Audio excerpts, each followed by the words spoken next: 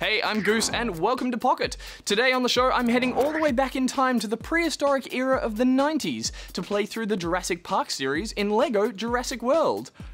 Sounds like a blast.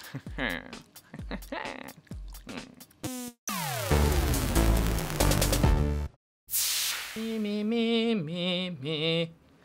LEGO Jurassic World is the latest in the series to try and capture a piece of my childhood and condense it into a formulaic bricklaying game. So let's see if it's any good and head back to the park. So the game actually lets you play through all 4 of the films, including the latest one, Jurassic World, but actually starts you out in Jurassic Park, the best of the films, clearly. It begins here in probably what is the most traumatic scene of my childhood, at the raptor transfer, which, if you remember watching it at age 12, was terrifying. But now is adorable as you play these little characters running around trying to work out a puzzle to let the raptor out of its cage into the pen. In the usual traditional LEGO formula, we've got a couple of characters to control. We've got Robert Muldoon, the very kick-ass hunter, and this no-name guard, who is clearly everything's gonna go well for him, if you've seen the film.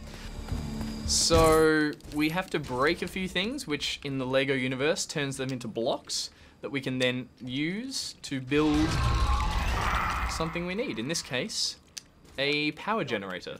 And then we will switch to good old no-name, Clive. We're gonna call him Clive. Things are gonna go well for Clive. Clive chucks his stun gun in there. We hold it down, and voila. I mean, that makes up the majority of the stuff in the LEGO games. It's these little puzzles that, you know, you have to run around a little area and work out a few basic tasks. It's never, you know, brain-bending stuff. Okay, right, so we have to get the floor complete to get the raptor cage across. So this is kind of cool. Muldoon has a tracking ability, so he can actually track these LEGO footprints. I love that the LEGO footprints are just squares. They do make everything true to the LEGO universe. Pushing team, move in there. Oh, this is not gonna go well. Not well for Clive, at least. It's my mom's agent. Loading team, step away. Cage ladder's jammed. Somebody punch in the security code again, will ya? There's so many nice little touches. Like, this really feels like the scene in the film, but made out of Lego. Cage open.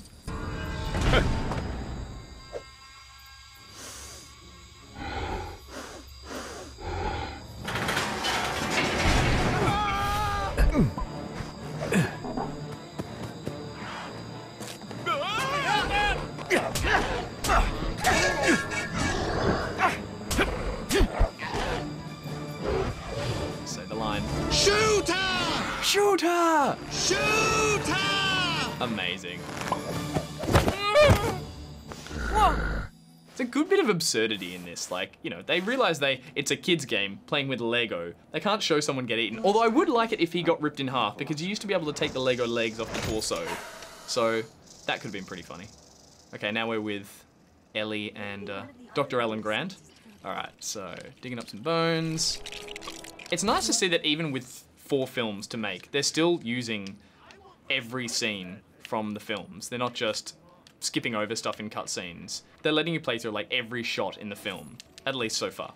It's great to see they've gone back to the actual voice from the film again, which I think it was the Lord of the Rings series was the first one they did that in. And it was a really good decision because, I mean, I enjoyed playing the LEGO games before then, but they really kind of ran the whole mime thing a bit too long. So having to play a game with no voice, no dialogue, just these characters being mimes, it got old after a while, especially when you're playing through all the Star Wars movies with no dialogue. And it's such classic dialogue in all these franchises that they go with. Even the grunts, even Ellie's grunts are from the film. She's quite a guttural grunt. Ah, here comes Hammond, just on cue. Look at him hanging out the side of the chopper. Yahoo!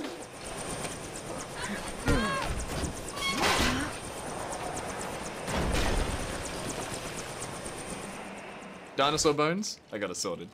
I'm gonna make a dinosaur. What has he made? Some monstrosity. A dinosaur trampoline. Hold X on Lego bouncers to reach higher areas. There we go. There we go. All right, we're up. Oh, there's so much to do here, but let's just go and see Hammond. Look at this little guy. Waiting for the toilet. Problem is, Toilet's gone. Where are you gonna go now, buddy? Who do you think you are? John Hammond. I own an island. You can definitely hear there's that scruffy bit of audio, like it's been pulled from the films and cleaned up, and I'm totally okay with that. Because if they got actors to try and redo the lines, then I just think they would have killed the performance and the magic of the old films.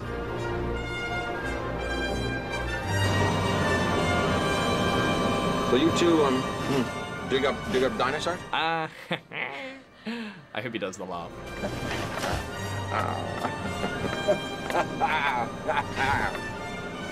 Oh, that's wonderful. That totally justifies the intro I did to this episode. I love that they know that that's become famous now, and so the animators go, let's just like animate the crap out of it instead of just like have the characters sit around and do nothing. It's quite wonderful. It gives them the chance to take seriously delivered lines and mess around with the characters' actions and do something fun with them, because we've seen that scene. We've seen this movie 100 times, so we want to see different stuff happening on screen, and that's exactly what they do with those cutscenes.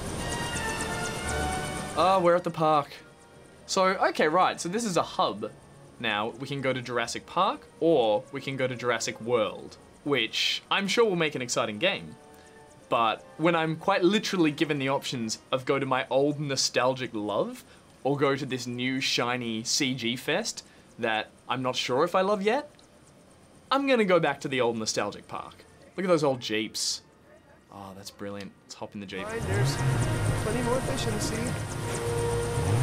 So that's the first half hour of LEGO Jurassic World, and I think, you know, in terms of gameplay, it's not a massive departure from the previous LEGO games. You're still doing all the core basics of, you know, puzzle solving and, you know, finding bricks to build little solutions to your puzzles.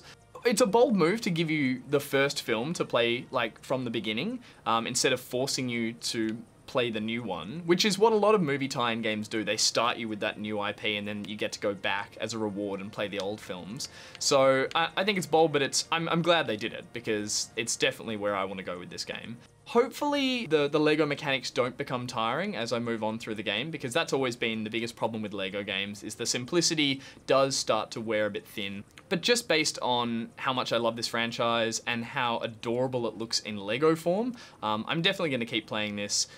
Maybe through Lost World, possibly a bit of Jurassic Park 3, and then just to see what World is like. But in terms of jumping into that first story and getting to play it through in LEGO form, I am totally sold. Anyway, that's all from Pocket today, guys. Until next time, Goose out. All right, Ian Malcolm, talk to me about chaos theory.